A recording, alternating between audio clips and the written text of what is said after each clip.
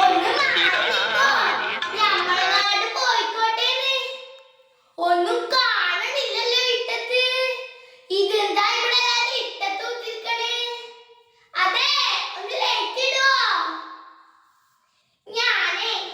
ഞാൻ വരാൻ ഇത്തിരി വൈകിപ്പോയി. അല്ലാതെ നേരത്തെ വന്നല്ലേ. ഷോ ഒന്നും വിചാരിക്കരുത് കേട്ടോ. അല്ല, ഇയാളെന്താ നമ്മളിങ്ങനെ സൂക്ഷിച്ചു നോക്കണേ? ഞമ്മളെ മനസ്സിലായില്ല. ഞമ്മളെ സൈനബ ആന്ന്, അതന്നെ. മൂച്ചിട്ട് കളിക്കാൻ്റെ മകളെ സൈനബന്നെ. അതോ ബാപ്പയല്ലേ അപ്പോഴത്?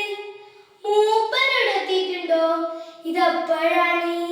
എന്റെ റബ്ബേ, കാണണ്ട. അതാ പുറത്തേക്ക് പോവണേ. ആഹൂ, സമാധാനായി. പോയിക്കോട്ടെ പോയിക്കോട്ടെ. എവിടെ ഇതിന്റെ സംഘാടകര്? ആരാ? നിങ്ങളാ?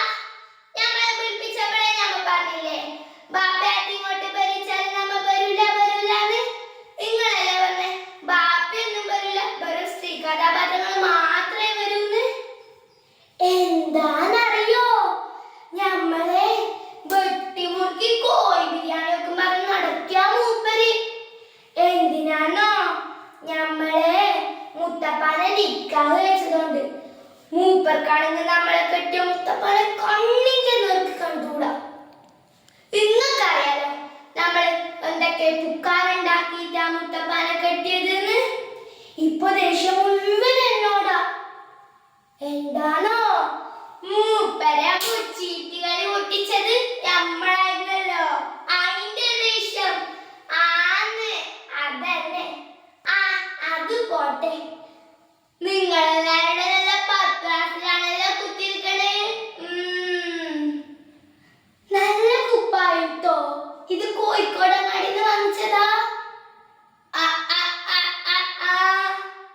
നിങ്ങൾ എന്തിനാണ് ചിരിക്കണേ? ഇത് നമ്മ പെണ്ണുങ്ങളെ വിശേഷം പറഞ്ഞതാട്ടോ. ഞമ്മളങ്ങോട്ട് ഇച്ചേക്കില്ല കിട്ടൂല കേട്ടോ. നല്ലത് എന്തേലും കൊടുത്തിട്ട് വരണത് എന്തേ